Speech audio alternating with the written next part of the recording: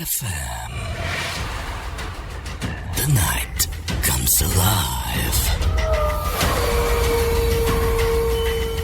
বিশ্বাস করা না করাটা আপনার ব্যাপার।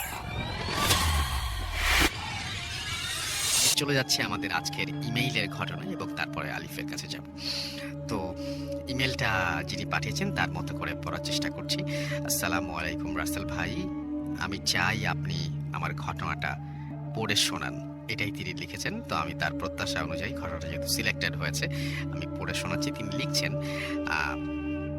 এই ঘটনাটি আমার মায়ের মুখ থেকে শোনা। আমার নানুর বাড়ি হবিগঞ্জ জেলার নবীগঞ্জ থানার ঘোলডুবা নামক গ্রামে। আমার নানু বাড়ি তখনকার সময় ছিল গ্রামের শেষ মাথায়। এখন অবশ্য গ্রাম অনেক বড়, 80 দশকের কথা বলছি। আমার নানু বাড়ি দেখতে অনেকটাই আই শেপের মতো, এক সারিতে 4টি পাকা দালান, বাড়ির সামনে উঠোন, তারপরে সমান্তরালে বসার ঘর, যেটাকে বাংলো ঘর বলা হয়ে থাকে।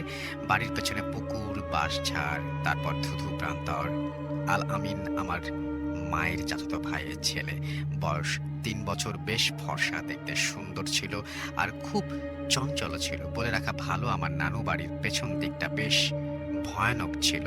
গ্রামের শেষ মাথায় হওয়ার কারণে দিনের বেলায়ও নিস্তব্ধতা বিরাজ করত, আর তাই ওই দিকটায় অনেকেরই অনেক ভয়ের অভিজ্ঞতা আছে। সেটা না হয় আজ নাই বলি। ফিরে আসি আলামিনের ঘটনায়। ওই দিন দুপুর থেকেই আলামিনকে খুঁজে পাওয়া যাচ্ছিল না। খুঁজতে খুঁজতে বিকেলের দিকে তাকে পাওয়া যায় বাঁশঝাড়ের নিচে। ঘরে নিয়ে আসা হয় তাকে। সংজ্ঞা ফিরে পেলে সে বলে পুকুর পাড়ে খেলতে গিয়েছিল। তারপর আর কিছু তার মনে নেই। সমস্যা শুরু হয় সন্ধ্যায়। ধীরে ধীরে তার খিঁচুনি হতে থাকে। অদ্ভুত ভঙ্গিতে মোচ্ছাতে থাকে বিছানার ওপর। দেখতে দেখতে বাড়ির সব মানুষ ভিড় করে তাদের ঘরে। সবাই হুজুরকে ডাকতে বলে, আর আমার আপন মামা ডাক্তার ডাকতে গেলেন।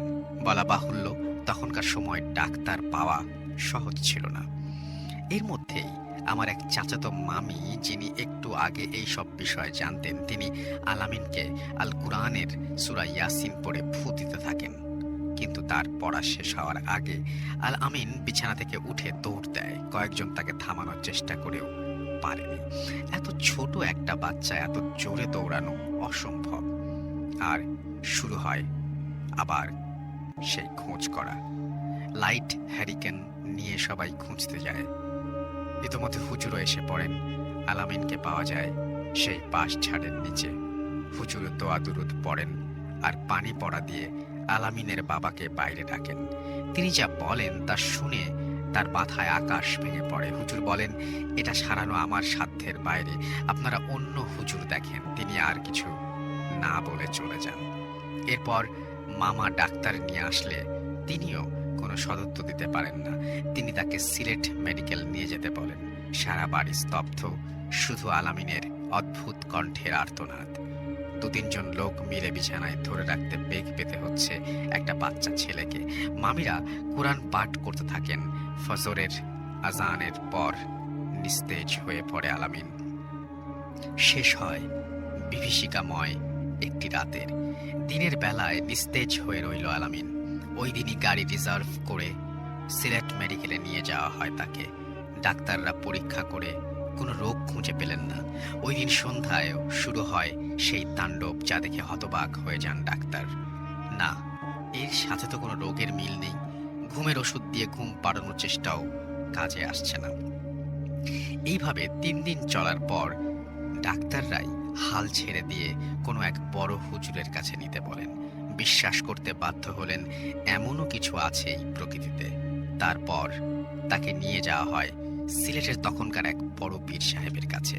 তিনি রাতে জিন হাজির করান এবং জানতে পারেন 7টা জিনের নজরে পড়েছে আলামিনের উপর। আর সেই 7টা জিন একে অন্যের ভাই, এবং 7টা জিনই কোনো না কোনোভাবে পঙ্গু। কারো এক হাত নেই, কারো এক পা, কেউ অন্ধ, কেউ বধির। তাই তারা একসাথে থাকে, আর থাকে ওই পুকুর পাড়ের বাঁশঝাড়ে।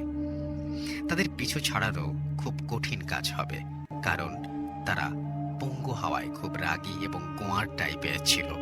পীর সাহেব নিজেও অপারগতা স্বীকার করেন আর বলেন, এর সমাধান করতে হবে ওই বাড়িতেই।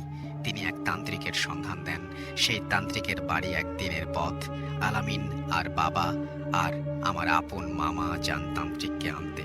সব ঘটনা শুনে তান্ত্রিক প্রথমে আসতে চায় না, পরে অনেক কাকুতি মিনতি করে আর অনেক টাকার লোভ দেখিয়ে তাকে রাজি করানো হয়। তান্ত্রিক এসে উপস্থিত হয় বাড়িতে। তান্ত্রিক বাড়িতে এসে বলে, দিন ভর দুপুর আলামিনকে ঝাড়াতে হবে। যদি তা করা যায় তবে সে সুস্থ হবে, আর তা না হলে কি হবে সে নিজেও জানে না। তান্ত্রিক ছিল 3 জন, তান্ত্রিকের বউ আর তার এক শাগরেদ। পরের দিন দুপুর হবার আগেই শুরু হয় আয়োজন। তান্ত্রিক বাড়ির সবাইকে এক বাড়িতে জড়ো করে, সেই বাড়িতে ধুলো পড়া দিয়ে বন্ধ করে দেয়। সবাই বারান্দায় দাঁড়িয়ে দেখতে থাকে। আমার মা, নানু, মামারা সবাই ছিলেন সেখানে। তান্ত্রিক উঠোনের মাঝখানে একটা গোল দাগ দিয়ে তার ভেতর আমিন ও তার বাবাকে বসালো। এরপর তান্ত্রিক মন্ত্র পাঠ করা শুরু করলো এবং ঝালর টাইপের কিছু একটা দিয়ে আমিনকে ঝাড়তে লাগলো। তান্ত্রিকের শাগরেদ ঢোল বাজাচ্ছিল আর বউ গুনগুন করছিল। তাদের বলা ছিল কোনো মতেই যাতে তাদের বাজনা বন্ধ না হয়। তান্ত্রিক মন্ত্র শুরু করার পর থেকেই বাড়ির পেছনে ঝড় বয়ে যেতে থাকে। শোঁ শোঁ শব্দ, বজ্রপাতের মতো আওয়াজে কেঁপে উঠতে থাকে পুরো বাড়ি। এক সময় শেষ হয় প্রথম দিনের কাজ। এভাবে দ্বিতীয় দিন পার হয়। সমস্যা বেঁধে যায় দ্বিতীয় দিন রাতে। ওঝা রাতে স্বপ্ন দেখে 7টা কালো অবয়বকে একসাথে বলছে কালকে ঝাড়া শুরু না করতে, কারণ সে শেষ করতে পারবে না। ওঝা সকালে উঠেই চলে যায়। সে বলে তার টাকা চাই না, কিন্তু আলামিনের মায়ের কাকুতি মিনতিতে সে রাজি হয়, কারণ আলামিনের 2 দিনেই বেশ সুস্থ হয়ে ওঠে, হাঁটতে খেতে শুরু করে। দ্বিতীয় দিন সেই বাড়ি বন্ধ, উঠানে গোল সার্কেল, মাঝখানে আলামিন, বাবা আর তান্ত্রিক 3 জন। তান্ত্রিক বলে দেয় আজ যাই ঘটে যাক না কেন ঢোল আর গুনগুন যেন বন্ধ না হয়। তান্ত্রিক মন্ত্র পাঠ করা শুরু করলে সেই তীব্র বাতাস শুরু হয়। বজ্রপাতের শব্দে কেঁপে ওঠে পুরো বাড়ি। তান্ত্রিক 3 জন আর আলামিনের বাবা যা দেখে বাড়ির বারান্দায় থাকা লোকেরা দেখতে পায়নি। তারা দেখে পুরো বাঁশঝাড় দুভাগে ভাগ হয়ে মাটিতে লেগে গেল। কেউ যেন প্রচণ্ড শক্তিতে দুদিকের বাঁশঝাড়কে মাটিতে লাগিয়ে ফেললো। দেখে ভয়ে স্তব্ধ হয়ে গেল ঢোল গুনগুন বাজানো হাত। ওঝা জোরে জোরে মন্ত্র পাঠ করতে লাগলো, কিছুতেই কিছু হলো না।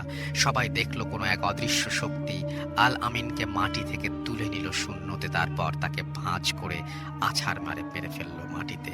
চারিদিক চুপচাপ পড়ে রইল আলামিনের নিথর দেহ। না, প্রাণহীন নয়, বেঁচে রইল আলামিন। আর 27টি বছর। আমিও দেখেছি তাকে, ছোট্ট একটা দেহ আর বড় একটা মাথা। কথা বলেনি আর আলামিন, হাঁটেনি আর কোনোদিন। ঢাকায় বড় বড় ডাক্তাররা দিতে পারেননি কোনো উত্তর, কোনো হুজুর দিতে পারেননি কোনো সমাধান। এই 27টি বছর কিভাবে বেঁচেছিল আলামিন। প্রতি রাতে তাদের উঠোনে দেখা যেত লম্বা এক কালো মূর্তি, কখনো উঠোনে, কখনো বারান্দায় অন্ধকার কোণে, কখনো ঘরের ভেতরে। আস্তে আস্তে তাদের ঘরে লোকদের যাওয়া আসা বন্ধ হয়ে যায়। ভয়ে রাতে কেউ বাইরে বের হতো না। কে যাবে তাদের ঘরে? গেলেই রাতে খারাপ স্বপ্ন, অকারণে জ্বর বা পেট খারাপ। যেন অভিশপ্ত হয়ে গেছে সেই ঘরটি। আলামিন মারা যায় 2004-এর দিকে। এরপর ওই কালো অবয়ব আর দেখা যায়নি। এখন ওদের ঘরে সবসময় সবকিছু স্বাভাবিক, কিন্তু ওই সব বিভীষিকাময় দিন আজও তাড়া করে তাদের। আলামিনের ঘটনা এখানেই শেষ। আর একটি ছোট ঘটনা বলবো, যা আমার মামার ঘটনা, সেটিও আলামিনের সাথেই যুক্ত। একবার আলামিনের বাবা খবর পেলেন কমলগঞ্জ নামক এক জায়গায় এক বুড়ো হুজুর আছে, যিনি জীবনে অনেক অতি প্রাকৃত ঘটনার সমাধান করেছেন। তখনকার দিনে ওই রাস্তা অনেক খারাপ ছিল। আমার আপন মামা আর আলামিনের বাবা বাইকে করে রওনা হন। গিয়ে দেখেন লোকটি বিছানায় শুয়ে, বসার সামর্থ্য তার নেই। তিনি সব শুনে বললেন আমি তো যেতে পারবো না। তিনি একটা তাবিজ দিলেন, বললেন এটি ভিজিয়ে পানি খাওয়াতে আর গোসল করাতে হবে 7 দিন। তারপর তাবিজটি নদীতে ফেলে দিতে হবে। আর বললেন বাঁশঝাড়টি কেটে ফেলতে হবে। আর বললেন সাবধানে বাড়িতে ফিরতে। আমার মামা বাইক চালাবে শুনে তিনি একটা তাবিজ দিয়ে বললেন এটা জিহ্বার নিষেধ নিয়ে বাড়ি যেতে। আলামিনকে তাবিজ ভিজিয়ে পানি খাইয়ে সেই তাবিজ মুখ থেকে ফেলতে হবে। তারা বাড়ির খুব কাছাকাছি এসে অ্যাক্সিডেন্ট করেন। মামা পরে বলেছেন যে হঠাৎই বাইকে ঝাঁকুনি লাগে, যেন কোনো এক স্পিড ব্রেকারের ওপরে উঠে গেছেন তিনি। ঝাঁকিতে মুখ থেকে তাবিজ পড়ে যায়। পরে হুজুরের দেয়া তাবিজটি খুঁজে পাওয়া যায়নি। মামা আজও উত্তর খুঁজে পাননি তার প্রতিদিন যাওয়া আসার রাস্তায় স্পিড ব্রেকার কোথা থেকে আসবে, আসলে ওটা ছিলই বা কি। এই ছিল ঘটনা। পড়ে শোনালে খুশি হব। ঘটনাটি যদি সিলেক্ট হয় অবশ্যই জানাবেন। সালমান সাকিব লিখেছেন সাভার থেকে। তো এই ছিল ঘটনা, আশা করছি আপনাদের ভালো লেগেছে। আমরা চলে যাব এখন ডক্টর আলিফের কাছে এবং তার ঘটনা শুনবো আমরা।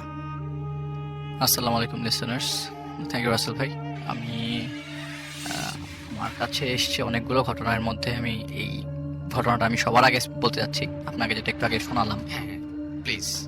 তো এই ঘটনাটা ঘটে হচ্ছে, তার নামটা ছদ্মনাম হিসেবে ইউজ করছি কারণ সে কোথায় আছে আমি এগুলো বলার পারমিশন পাইনি।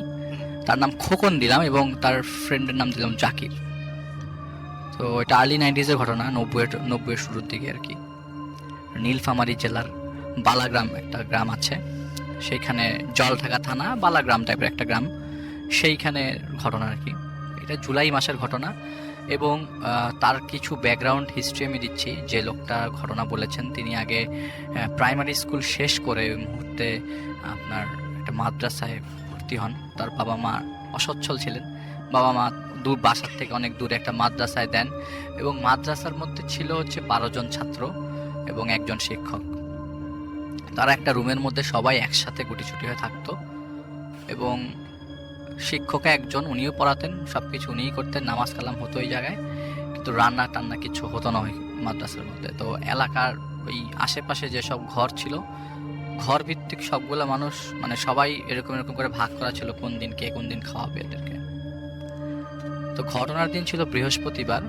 সেদিন বৃহস্পতিবার হওয়ার কারণে মাদ্রাসা পরের দিন শুক্রবারের জন্য সবাই যেসব স্টুডেন্ট মানে ছাত্রগুলা ওখানে ছিল তাদের বাসা যাদের কাছাকাছি ওরা ওদের নিজেদের বাসায় চলে যায়, আর থাকে শুধুমাত্র এই খোকন সাহেব এবং তার ফ্রেন্ড জাকির। ওই সময় তারা থেকে যায় বাসায় এবং ওই মাদ্রাসায় থেকে যায় এবং মাদ্রাসায় ওই দিন মানে বৃহস্পতিবার দিন এশার নামাজ শেষ করে হুজুর তার নিজের বাড়িতে চলে যায় এবং যাওয়ার আগে বলে যায় যে যেহেতু আমি চলে যাচ্ছি, তোমরা যদি কেউ নক টক করে তোমরা দরজা খুলো না, আর পরিচয় না নিয়ে দরজা খুলবা না। কারণ অনেকেই দেখা যায় যে এশার নামাজের পরে এসে রাত্রেবেলা এখানে থাকতে চায়, ঘুমাতে চায়, অনেকেই আছে তাদের থাকার জায়গা নেই, এরকম অনেকেই আকুতি করে আর কি। তো ওনারা বলেছে ঠিক আছে। তো ওই দিন আবার যেই বাসায় খাওয়ার কথা ছিল ওনারা দুজন ওই বাসায় খেয়ে দিয়ে মাদ্রাসায় এসে ঘুমিয়ে পড়ে গল্প করতে করতে। এবং সেদিনের রাতটা ছিল এতটা ডিফারেন্ট একটা রাত যে আকাশে মেঘ চমকাচ্ছে, অনেক জোরে জোরে শব্দ হচ্ছে, আপনার আকাশটা কেমন লাল হয়ে আছে, মানে ক্লিয়ারলি সবকিছু ভিজিবল। ওনারা বাড়িটা মানে ওই বাসা থেকে খেয়ে আসার সময় মাদ্রাসা আসার পথে দেখা যায় অলমোস্ট দেখাই যাচ্ছে, মানে টর্চ লাইট লাগছে না আর কি গ্রামের রাস্তা দিয়ে হাঁটার সময়। ওই জায়গায় ইলেকট্রিসিটি ছিল না, তো ওরা মাদ্রাসায় আসার পরে মোমবাতি পায় নাই, টর্চ লাইট ছিল কতক্ষণ জ্বালিয়ে রাখবে। চার্জেরও একটা বিষয় আছে, কারণ টর্চ লাইটটা তো আপনার ব্যাটারিতে চলে, কতক্ষণ পরে আবার কখন ব্যাটারি কিনতে হবে। যাই হোক, ওনারা জিনিসটাকে আগলে রাখে এবং সবকিছু বন্ধ টন্ধ করে শুয়ে পড়ে, গল্প করতে করতে এক পর্যায়ে ঘুমিয়ে যায়। তন্দ্রার মতো লেগে আসে হঠাৎ। ওই সময়টা কয়টার দিকে এটা উনি প্রপারলি মনে করতে পারছেন না যে এটা কয়টার দিকে হতে পারে, কিন্তু হঠাৎ করে দরজায় ঠক ঠক করে শব্দ আসে। শব্দটা খুব জোরে জোরে আসে এবং বাইরে থেকে চিৎকার করছে, এই খোকন গেট খোল। উনি খুব মানে অবাক হয়ে যায়, এত রাতের বেলা। তো ভয়েস শুনে মনে হচ্ছে যে হুজুরের শব্দ, ওনাদের যে ওস্তাদ যে হুজুর ওনাদেরকে পড়া এখানে থাকে, ওনার মাদ্রাসা এটা। তো ওরা কি করলো, মানে ওই উঠে গেল, জাকির যে ছেলেটা ওর ফ্রেন্ড, ও ঘুমাচ্ছে এবং ওর একটা সমস্যা, যদি ঘুমায় যায় ওকে উঠানো যায় না। তো দরজা খুললো এবং লোহার দরজা খোলার পরে দেখলো যে বিদ্যুৎ চমকাচ্ছে এবং এই চমকানির মানে আলোতে বোঝা গেল না এটা হুজুর এসছে এবং পুরাটা দেখেই বোঝা যাচ্ছে যে হুজুর এসছে। তো বলছে যে চল একটা বিয়ের দাওয়াত আছে, বিয়ের খাবো একটা। জাকির কোথায়, হলে ও তো ঘুমাচ্ছে, হলে ওরা ডাক দে, ওকে উঠা। তো উনি কি করলো, মানে হুজুরের ধমকের শব্দে এক শব্দে যে তাড়াতাড়ি রেডি হয়ে গেল এবং জাকিরকে উঠালো, যাই তো ওঠ ওঠ, একটা বিয়ে খাবো, হুজুর আসছে। তো হুজুর আবার জোরে জোরে বলছে, হ্যাঁ বিয়ে খাবো, তুই ওঠ। তো সাথে সাথে রেডি হয়ে গেল। ওই ছেলেটা আবার ঘুমন্ত অবস্থায় আর কি, এমন যে ও একদম খুব উঠে গেছে এরকম কিছু না, ও ঘুমন্ত অবস্থায় ভয়ে দাঁড়িয়ে গেছে আর কি। হুজুরকে তো ভয় পায় সবাই। তো ওরা কি করলো, ওই হুজুরের সাথে হাঁটা ধরলো, তালা টালা মেরে হুজুরের সাথে আগাচ্ছে। এমন সময় হুজুর বললো, ওই যে সামনে ভ্যানটা আছে, ভ্যানটা থেকে ওঠ। তো ওই মুহূর্তে হুজুর ভ্যানে উঠে গেছে এবং উনি ভ্যানে উঠতে যাবে। তো এই যে জাকির ছেলেটা, যে বন্ধুটা সাথে ছিল, ও না ঘুমাচ্ছিল দাঁড়ায় দাঁড়ায়, উঠছিল না। তো ওই মুহূর্তে ভাইটা মানে বললো যে এই, মানে হেসে দিছে আর কি। তো ওই সময় মানে হাসি পেয়ে গেছে যে দাঁড়ায় দাঁড়ায় ঘুমাচ্ছে। তো আমার হুজুর বিশাল ধরে একটা ছাড়ি দিছে, এই কি দুষ্টামি করতেছিস কেন? ওই মুহূর্তে উনি বললো যে আলিফ ভাই, আমি যেটা পেলাম আর কি, সেটা হচ্ছে ওনার গায়ের থেকে এত বাজে গন্ধ আসছিল এবং মুখ থেকে যখন কথা বললো আরো বিকট, আরো কটকটে পচা গন্ধ আসলো এবং বমি হওয়ার মতো অবস্থা। আমি কি করলাম, জাকির উঠতে গেল, তখন উনি বললো, এই জাকিরকে তুই মাদ্রাসায় রেখে আয়, ওর যাওয়ার দরকার নেই, তুই আমার সাথে চল। তো উনি কি করলো, জাকিরকে রেখে আসলো, বলছে যে এটা তো ইটস নট, এটা আসলে স্বপ্ন না, আমি হাঁটছি, আমি ধরছি, হুজুরের ঝাড়ি খাচ্ছি, জাকিরকে ঘরে তালা মেরে আসছি, এটা স্বপ্ন না। স্বপ্ন মাঝে মধ্যে আমি ভেঙে ফেলি, মানে উনি বলছে যে স্বপ্ন মাঝে মধ্যে আমি ভেঙে ফেলি। তো যাই হোক, উনি হুজুরের সাথে ভ্যানে ওঠে এবং ভ্যানে ওঠার পরেই হুজুরের গায়ের থেকে এরকম বাজে গন্ধ আসছিল। তো হুজুর তো সবসময় আতর মেখে চলা মতো লোক, ওনার গায়ের থেকে এত বাজে গন্ধ কেন আসবে? আর বিয়ে সাথে গেলে তো পচা গন্ধ আসার প্রশ্নই আসে না। কিন্তু এত প্রশ্ন করার এত চান্স নাই, কারণ হুজুর ওনাদেরকে প্রচন্ড, মানে হুজুরকে ওরা প্রচন্ড ভয় পায়। উল্টাপাল্টা কিছু জিজ্ঞেস করলে কি কোথা থেকে কি ধরে বসে, ও তো পেটানি দেয় নাকি। চুপচাপ ছিল। একটা পর্যায়ে প্রায় আধা ঘন্টা 45 মিনিট উনি ভ্যানের মধ্যে ছিলেন। রাত কয়টা বাজে এইটার কোনো আইডিয়াই ওনার নাই। ওই মুহূর্তে সাথে টর্চ লাইট ছিল। তো একটা পর্যায়ে ওনাদের ওই এলাকায় একটা নাম করা শ্মশান ঘাট ছিল। ওই শ্মশানের পাশে তারা এসে ভ্যানটা থামায়। ভ্যানটা থামানোর পরে হুজুর বলে, এবং উনি শ্মশানের কথা বলে যে এই শ্মশানটা এত পুরানো, জেনে লক্ষাধিক মানুষের শেষকৃত্য সম্পন্ন হয়েছে, এত পুরাতন কবর, মানে এত পুরাতন শ্মশান ঘাট আর কি। তো হুজুরও হঠাৎ করে বললো যে তুই এখানে দাঁড়া, একটা লাশ নিয়ে আসবো, ওই লাশটা নিয়ে আসার পর দোয়া কালাম পড়তে হবে, 500 টাকা পাবে। তো তখন 500 টাকা 50 লাখ টাকার সমান ওর কাছে। অসচ্ছল ফ্যামিলি, 500 টাকা পাওয়া মানে 2 মাস চলা। যত কিছুই হোক 500 টাকা লাগবে, যেভাবেই হোক। হুজুর যেটা বলে সেটাই, দাঁড়ায় থাকবে ওই জায়গায়। এরকম ডাট, মানে বাচ্চা কাচ্চা তখন 13-14 বছরের একটা ছেলে। হুজুর ওই মুহূর্তে ভ্যানটা নিয়ে চলে যায় এবং সে ওই জায়গায় দাঁড়িয়ে থাকে। এক পাশে শ্মশান আর এক পাশে ঘন জঙ্গল, আর বাম পাশে আপনার পিছন সাইডে ধান ক্ষেত এবং আকাশ তো পুরো লাল হয়ে আছে, মেঘ আর কি, আকাশে অনেক মেঘ। এমন সময় হুজুর আসে, অনেকক্ষণ দাঁড়িয়ে থাকে এবং একটা বাচ্চা মানুষ এরকম কখনো বলে যে আমি কখনো গ্রামে এতক্ষণ এক জায়গায় এতক্ষণ দাঁড়িয়েছিলাম না। হুজুর আসে, একটা লাশ নিয়ে আসে ভ্যানে করে। ভ্যান চালকটা ওই মুহূর্তে ওই জায়গা থেকে হেঁটে চলে যায় এবং যে লাশটা নিয়ে আসে সেই লাশটা একটা বস্তার মধ্যে রাখা, এবং বস্তা থেকে রক্ত চুয়ে চুয়ে পড়তেছে, সেটা তো আমি ক্লিয়ারলি বুঝতে পারছি, দেখাই যাচ্ছে।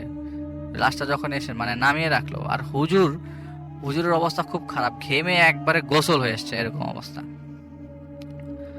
তো হুজুর বললো যে তুই সূরা ইয়াসিন পড়া শুরু কর। তো উনি বলছেন যে আমি সূরা ইয়াসিন পড়বো, আমি তো কায়দাই পড়তে পারি না, সূরা ইয়াসিন কিভাবে পড়বো? ওখানে তখন মাদ্রাসা মাত্র 2-3 মাস হয়, কায়দায় ঠিক মতো পড়তে পারি না, সূরা ইয়াসিন তো আমি জানি না, পড়তে পারি না।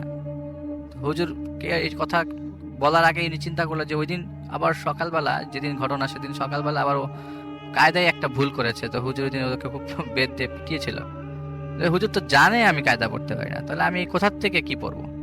আর এটা তো বলেছে হুজুর যে এটার সব কাজ দাফন গাফন করতে হবে। হুজুর দেখি লাশ খুলে আমাকে, মানে লাশটার হচ্ছে এরকম অবস্থা যে মাথা আছে সবকিছুই, কিন্তু চোখটা হচ্ছে বুকের মধ্যে। লাশটা খোলার পরে দাড়ি টাড়ি আছে, লাশটা অনেক লম্বা। হঠাৎ করে উনি বললো যে এখন যেটা হচ্ছে এটা, আর ওই হুজুরটা ওই সময় বলছে যে সূরা ইয়াসিন পড়, তোর খবর আছে। এমন সময় হুজুরের কাছ থেকে অনেক মানে বাজেভাবে হাসার শব্দ আসতে লাগলো।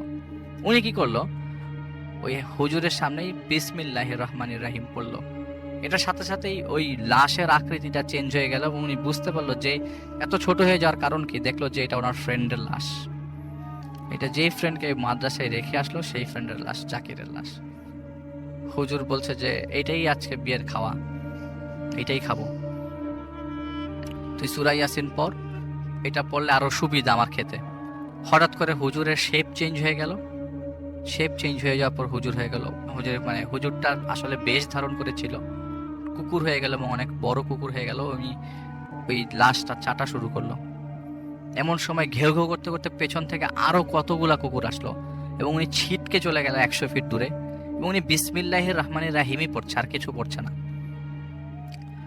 তো হঠাৎ করে একটা কুকুর এসে অনেকগুলো ওই যে কয়টা কুকুর আসলো ওরা কি করলো, ওই লাশটার চারিপাশে থাকলো, ওই লাশটাকে শুকছে বা চাচ্ছে এরকম কিছু একটা, দূর থেকে প্রপারলি দেখা যাচ্ছে না। হঠাৎ করে দৌড়ে একটা কুকুর এসে ওনার পায়ে কামড় দিল। পায়ে কামড় দেওয়ার পর উনি ওই বিসমিল্লাহির রহমানি পড়তে পড়তে পড়তে পড়তে একটু সামনে দৌড়াতে দৌড়াতে একটা মন্দির পেল, মন্দির ভেতরে ঢুকে গেল। কিন্তু তখন ওই কুকুররা তার পেছা ছাড়ে না, তাকে তাড়া করতে করতে মন্দির ভেতরে কুকুর সহ ঢুকে যায়। উনি বাঁচার জন্য এত গাছপালা কিছুতেই না উঠে মন্দিরের ভিতরে ঢুকে, এবং উনি তো মুসলমান, উনি তো হাফেজ, পরে তিনি হাফেজ হন আর কি অন্য মাদ্রাসা থেকে। তো আমি ওনার ঘটনা বলতে যে আমি খুব হয়ে গেলাম যে মন্দিরের ভিতরে ঢুকে উনি পুরো মন্দিরের মূর্তির উপর উঠে যায় এবং নিচে কুকুরগুলা সব ওনাকে ধাওয়া করতে করতে নিচে কুকুর চিৎকার করছে আর কি নিচে ওনাকে দেখে। উনি হঠাৎ করে এই মূর্তির মাথা ভেঙে পড়ে যায় নিচে। রাসেল ভাই উনি ওনার জ্ঞান নাই, উনি আর জ্ঞান ফিরাতে পারেন নাই এবং বলেছে যে আমি হঠাৎ করে ঘুমিয়ে যাই, আমার আর কিছু মনে নাই। ঘুম ভাঙার পরে দেখি যে আমি আমার হাত পা ঠিক মতো নাড়াতে পারছি না, আমার চারিপাশে সারা শরীরে ক্ষত বিক্ষত। আমার মা আমাকে কান্না করছে, মাকে জিজ্ঞেস করলাম তোমরা আমাকে কিভাবে পেলে, তোমরা কোথা থেকে আসলা, কালকে রাতে আমি যা ফেস করছি তো আমি তোমাকে বলতে পারবো না, জাকিরের কি অবস্থা। তোর মা কান্না করতে করতে বলে যে জাকির তো মারা গেছে বাবা। বলে তোমরা কিভাবে খবর পেলা, বলে যে আমাকে তো খবর দিয়ে নিয়ে আসছে, আসলে গতকালকে তোমাদেরকে তাহলে কাহিনী কি, বলে যে জাকিরকে মৃত অবস্থায় মাদ্রাসার পাশে পাওয়া গেছে এবং তোমাকে পাওয়া গেছে একটা শ্মশান ঘাটের কাছে। বলে কিভাবে, বলে যে ওখানে রাতের বেলা একজন একদল লোক এসে একটা ডেড বডি পোড়াতে এসেছিল, তখন দেখে তুমি পড়ে আছো, ওই জায়গায় ওখান থেকে তোমাকে নিয়ে এসে এবং মাইকিং করে অ্যানাউন্স করে হুজুর যখন খুঁজতে আসে তোমাদেরকে তখন তাকে পাওয়া যায়। তো প্রথমে ভাবা হচ্ছিল যে হুজুর হয়তো বা ওকে জাকিরকে মেরে ওই জায়গায় রেখে ওকে মারধর করে শ্মশানের কাছে ফেলে রাখে। পরবর্তী সময় জিনিসটা ভুল ভাঙে যে না, আসলে হুজুর এরকম কিছুই করে নাই, এটা সামহাও কোনো জিন দ্বারা ঘটিত ঘটনা। এবং আপনারা জানেন যে জিন তো শেপ শিফট করতে পারে, তো এই জিনই এটা করেছে এবং ওইখানে আশেপাশে মোটামুটি সবাইকে টার্গেট করেছিল, সব স্টুডেন্টদেরকে। পরবর্তী সময়ে কারো কোনো ক্ষতি হয় নাই, কিন্তু লাস্ট মোমেন্টের রাসেল ভাই যে হুজুরটা ছিল ওই মাদ্রাসা চালাতো, আসলে টার্গেটটা উনি ছিলেন, ওই হুজুরটা মারা যান এটা রোড অ্যাক্সিডেন্টে। এটা ছিল প্রথম ঘটনা। Thank you so much. তো লিসেনার্স, এই ছিল আমাদের আজকের ঘটনা। তো আপনারা তখন যার ঘটনাটি শুনলেন তিনি আমাদেরকে ইমেলটি করেছিল এবং অডিও ক্লিপটি পাঠিয়েছে, যেটি আপনাদেরকে শোনালাম।